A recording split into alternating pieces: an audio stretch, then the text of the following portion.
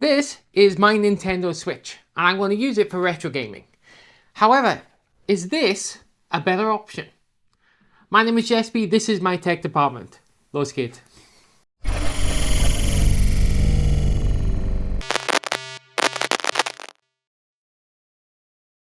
This is my Nintendo Switch. Now, I got it for my birthday this past year, and I wanted one for several reasons. Firstly, well, it's a great console to add to the tech department collection. It's not all retro in here, you know? Shut up. Secondly, I wanted something to use while I sat on the sofa in the evening. I don't always want to be locked away in my office gaming. Spending time with my loved ones is also nice, and the Nintendo Switch, well, that's a great way of doing it. Finally, and most importantly, I wanted to use the Switch for its ultimate purpose, to play retro games on. Oh, don't look so surprised. One of the perks of owning a Switch is you get to access a curated library of classic Nintendo and Sega titles to play right there on the Switch itself. Fancy a game of GoldenEye? Yes please. A little F-Zero 99? Sure thing. It seemed like the perfect console for the retro inclined, except it's not. You see, the Switch itself costs a whopping €290 for the standard version and €310 for the OLED version. It's not cheap, and that's why it kind of stung when I discovered that the much anticipated curated retro collections required me to subscribe to Nintendo Online Basic. An extra €19.99 a year, and that only got me access to the NES and SNES games. If I wanted to play the Game Boy Advance, N64 or Sega Mega Drive systems, well, I'd have to subscribe for $39.99 a year. The games are free to download, as are the emulators, but to use them, you need that subscription. So for Christmas, I received this. This is an Evercade Handheld. It came boxed with 3 cartridges packed with various retro games, but does it scratch that itch? And how good is it? Let's take a look. First impressions are good. The box is nicely presented, and this particular pack contains 3 carts. One containing 20 Atari 2600 and 7800 games, the second containing several Namco games including Pac-Man, whilst the third contains games from Interplay, including classics like Earthworm Jim. So far it's a nice mix of 8-bit and 16-bit games. The console itself is a decently sized handheld akin to the Sony PSP, and features a large D-pad, 4 fire buttons, 2 shoulder buttons, 2 buttons for start and select, plus a menu button. On the underside, there's a USB Type-B socket to charge the battery, a 3.5mm headphone jack, along with a set of volume buttons. Up on top, there's a slider for power and a mini HDMI output, allowing the console to output to the TV in glorious 720p goodness. On the back is the cartridge port, and finally, there's the screen. A 16x9 800x480 panel that rounds out the Evercade. In the hand, the console feels fairly well put together. It can't match the Switch for build quality, but given the cost of the Evercade, which I'll talk more about later, that's not surprising. So the build quality is good, but what exactly does it do? But before I answer that question, let's take a moment to talk about today's sponsor, PCBWay. We all know that PCBWay make fantastic PCB boards, starting from just $5, and include things like, well, getting a replacement board for this old ZX Spectrum. What happens if your 3D printer isn't up to the task? Or you're having a little trouble with your CNC machine? Then look no further than PCBWay. In fact, if you can design it, PCBWay can help make it a reality. PCBWay, way more than just PCBs. For more information, check out the link in the description below. The Evercade has perhaps been aimed at a gap in the market that can only be filled by retro enthusiasts. And, well, that's the spot I'm currently in. A nice handheld with the ability to play old games on the move or while relaxing with loved ones, well, what's not to love? Sign me up. So let's fire this up and see how good the experience is. Loading in a cartridge produces an immediate nostalgic hit for me, reminding me very much of the original Game Boy. I like the way the cartridges are designed as well to slot nicely into the rear, leaving nice clean lines across the back of the console. Switching the console on, we're greeted to the Blaze Entertainment splash screen, followed by the Evercade logo, and then we're into the game selection. Selecting a game is simply a matter of using your D-pad to scroll through the various storefronts, then hitting A or Start. Each game has a little marquee displaying details about the game like release date and the system, plus there's an option to create save states, which for some of the older games, you're probably going to need. Earthworm Jim, I'm looking at you.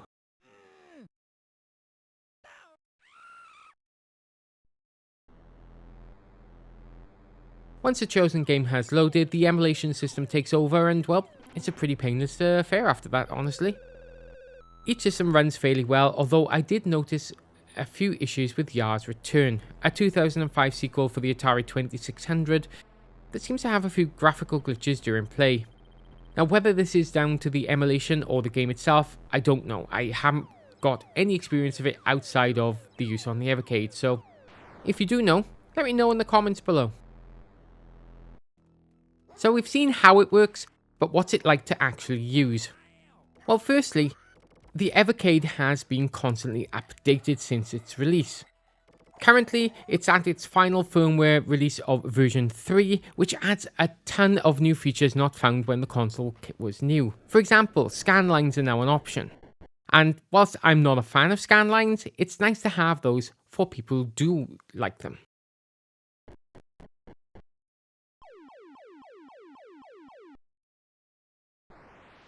There are options to use the full 16:9 screen size if you want, or to keep the game in the original aspect, as well as a pixel perfect version.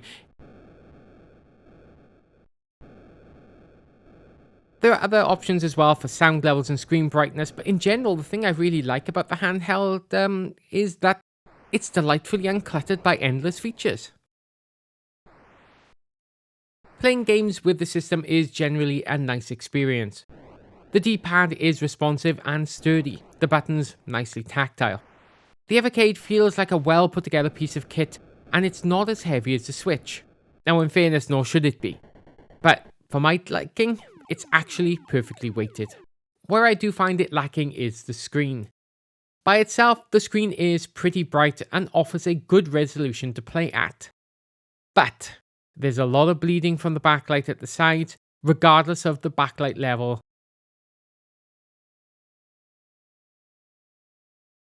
And while left to right viewing angles are good, tilting the Evercade forward or backwards does change the contrast and brightness significantly. If you hold the console just right in your hand, it's a great experience, but a little movement can change things quickly.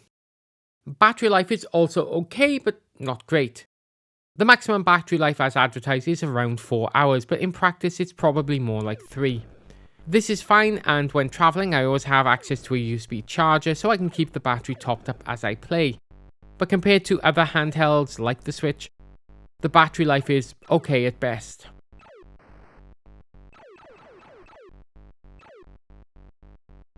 When it comes to sound, the quality is actually very good, with a pretty good set of speakers offering stereo sound. The headphone jack makes it a nicer, more personal experience, though I really wish the Evercade had offered a Bluetooth option, given how many people rely on Bluetooth headsets these days. Playing games on a bigger screen is great if you have a long enough HDMI to mini HDMI cable. This is a nice option to have, but I think the larger Evercade VS console is a better choice for larger screen gaming, plus offering the ability to play against others.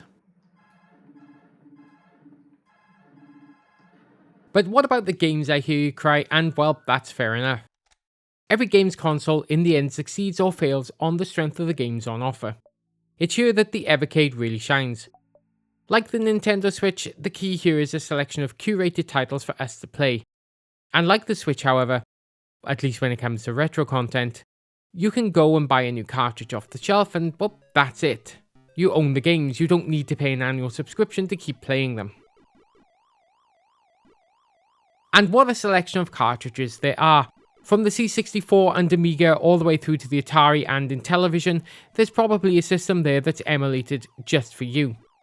There are also cartridges dedicated to specific publishers, like the Interplay card I got with my console, as well as for Team 17, Gremlin and more.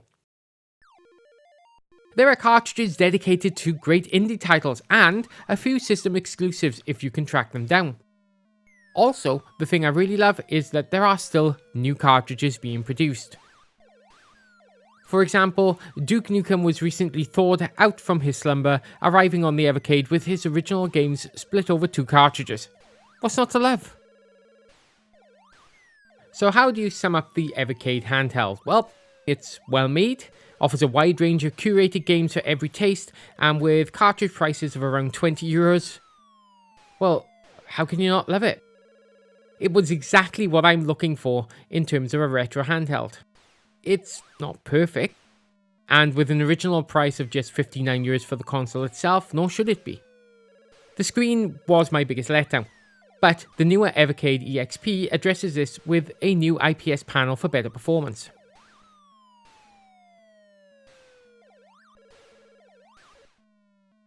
The most important thing to note about the Evercade Handheld is that it is sadly no longer in production, and stocks of the console will soon start to dwindle in many stores, so if you're looking for a console on a budget, this might be the perfect time to pick one up.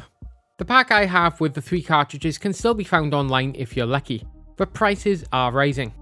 The cheapest I saw at the time of filming was €150 for the set, whereas just before Christmas I could pick that up from Amazon for just €95 brand new. It should also be noted that both the Atari and the Namco cartridges contained in the pack are no longer available. Now this is probably due to licensing, it's simply expiring, and there are a number of cartridges that are now listed as legacy, which is a real shame because for me there's one cartridge that I really have to pick up, and that is the Oliver Twins cartridge. If you love Dizzy, you're going to love the Oliver Twins cartridge, but I'll have to scour eBay and hope for the best. The thing I really love about the Evercade Handheld is that it remains compatible with all future releases as well as current releases out there. And whilst it's no longer receiving regular updates, Blaze Entertainment have said should something fundamentally break it in the future, they will release a patch to make sure that the handheld continues to work. So what of the Switch? Well, it still has its uses. I'll probably use it for more Grand Theft Auto, a little Abe's Odyssey, new and tasty. But for day-to-day use, it's the Evercade that actually lives in my handbag. And I genuinely do play this every day before work, just to help get my brain engaged before I have to do something. It's a great little console, and I actually genuinely love it. So the humble €60 Evercade has won out against the might of the Nintendo Switch. But don't worry, the Nintendo Switch will still find a home here at the tech department, probably for playing Grand Theft Auto on. Although it'll be the terrible trilogy version, so, well, we'll think about it. But when it comes to things like Ninja Golf or a little play with Earthworm Jim before work, well, this is the only console for me. All that's left to say now is thank you so much for watching. If you enjoyed this review, do let me know. And if you'd like me to take a look at the Evercade EXP in the future, let me know also. In fact, if you want me to take a look at anything, let me know, because I'm happy to do it. All that's left to say now is that when it comes to old games in new formats, remember to replay, rediscover, and you might find out that the Evercade is mightier than the Switch. My name is Jesby. This has been my tech department. Cheers.